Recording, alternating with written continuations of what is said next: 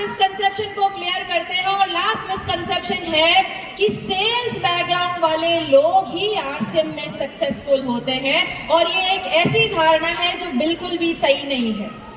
ये स्किल के सेट के साथ सीखा जा सकता है, ये एक ऐसी चीज है जो सीखी जा सकती है।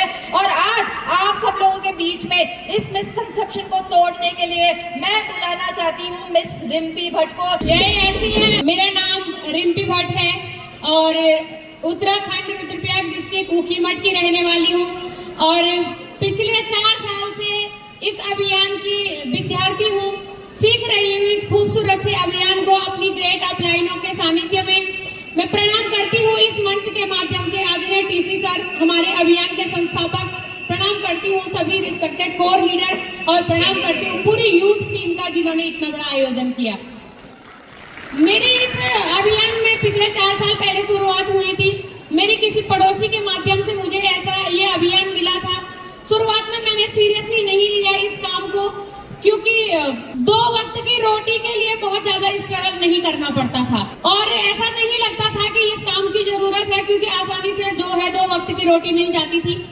लेकिन उसके बाद मेरे जीवन में एक ऐसी घटना हुई जिसने जो है मुझे हिलाकर रख दिया अंदर से, और ये हो गया था कि अब जीवन आगे जीना है, ये यही खत्म करना है। क्योंकि मेरे 2 छोटे छोटे बच्चे थे, मेरी एक बेटी 4.5 साल की और बेटा 2.5 साल का।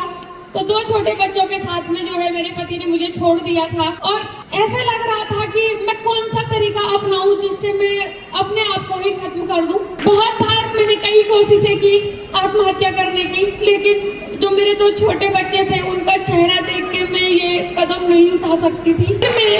जब मेरी इस संघर्ष भरी जीवन की शुरुआत हुई तो मैंने सिलाई के काम से शुरू किया, सिलाई से शुरू किया। और लॉकडाउन के टाइम पे मेरी ऐसी परिस्थिति थी कि मेरे पास 100 रुपया तक नहीं था, तो सिलाई से शुरुआत की। थोड़ी बहुत 4-5 हजार रुपए इकट्ठा किए, उससे मैंने कुछ लेडीज कॉस्मेटिक सामान खरीदा गाँव में, उसको बेचने लगी, मेलों में ठेलियां तक लगाती थी।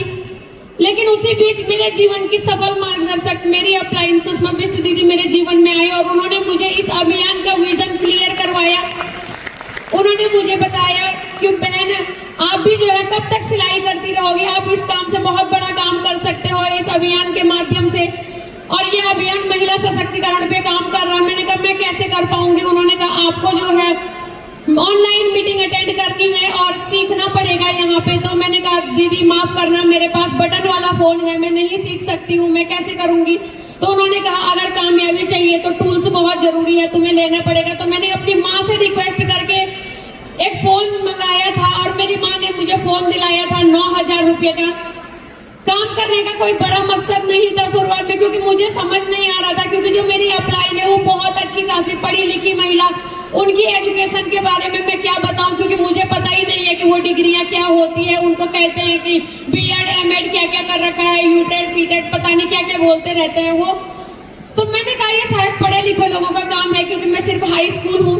और मैंने यहाँ पे जो है मुझे लगा मेरे बस का नहीं है, मैं नहीं कर पाऊंगी। लेकिन मेरी अपलाइन ने मुझे विश्वास दिलाया, भरोसा दिलाया कि नहीं तुम कर सकते हो। तो शुरुआत में मकसद था सिर्फ 9,000 रुपए का फोन जो मेरी माँ ने दिलाया है उसकी कीमत वसूल होनी चाहिए। तो वहां से शुरुआत की थी। एक ऐसे घर में मैं रहती थी जहाँ पे बारिश के दिनों में हम पूरे बिस्तर पे सो नहीं पाते थे। तीनों, हम मेरे 2 बच्चे और मैं, हम तीनों 3 बेड के कोने पकड़ के सो जाते, क्योंकि बीच बिस्तर में पानी टपकता था और नीचे जो है बर्तन रखने पड़ते थे। तो इस संघर्ष के साथ मैंने इस काम को शुरू किया और मैं धन्यवाद करती हूँ आदरणीय टीसी सर का, जिन्होंने सही में महिला सशक्तिकरण के ऊपर काम किया है, सिर्फ बातें नहीं। अगर आज ये अभियान नहीं होता, पता नहीं मैं दुनिया में होती नहीं होती, और होती भी तो पता नहीं कहाँ किस गुमनाम की जिंदगी जी रही होती। तो एक ऐसी जगह से आने के बाद जो है मुझे यहाँ पर आज इस लेवल पे, स्टार पर्ल के लेवल पे हूँ। और पहली बार जब मैं नेक्स्ट जनरेशन के प्रोग्राम में आई थी, मैं उस कोने में एक जगह पे बैठी थी, मैंने यहाँ पे लोगों को सुना और मैंने कहा रिम्पी अभी तुम्हारी भी उम्र है, तुम कर सकते हो। और एक दिन जो है अंडर 30 के रूप में यहाँ पे आना है इस मंच पे। और आज जो है मैं सभी अपनी ग्रेट अपलाइनों को प्रणाम करती हूँ, धन्यवाद करती हूँ, जिनकी वजह से आज मैं यहाँ पे हूँ, जिन्होंने मुझे बहुत सपोर्ट किया, सहयोग किया। और मैं हर महिला को कहती हूँ कि अगर मैं कर सकती हूँ तो आप सभी कर सकते हैं। क्योंकि आरसीएम अभियान हर किसी के लिए, ये हमें विरासत में नहीं मिला है, ये हमें जन जन तक पहुंचाना है। और मैं बोलती हूँ अगर आप जन जन तक पहुंचाने में कामयाब हुए तो यहाँ पे कोई महिला जो है स्ट्रगल करने के बाद आत्महत्या करने के बारे में नहीं सोच सकती है, हर किसी को राह मिल सकती है। तो बहुत बहुत धन्यवाद करती हूँ मैं एक बार फिर से सभी अपनी अपलाइन। देखिए, जब मैं पहली बार अभियान में आई थी, जब मैं पहली बार नेक्स्ट जनरेशन के प्रोग्राम में आई थी, तब मेरे मन में भी ये सारी धारणाएं थी। तो हम लोगों ने उचित समझा ये सारी धारणाएं आपके लिए क्लियर करने का।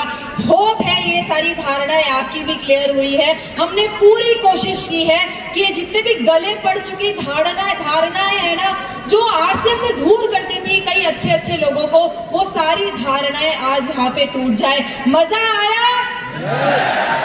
जरूर आया? अच्छा आया? चलिए, देखिए, ऐसा कुछ भी नहीं है जो आपकी आरसीएम के करियर सक्सेस में बाधा बन चुकी है, ऐसा कुछ भी नहीं है।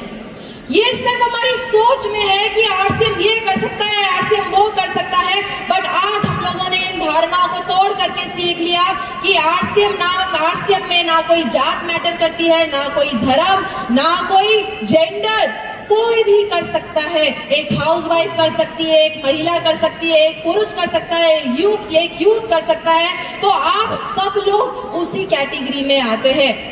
अपने खुद के लिए तालियां बजाएं।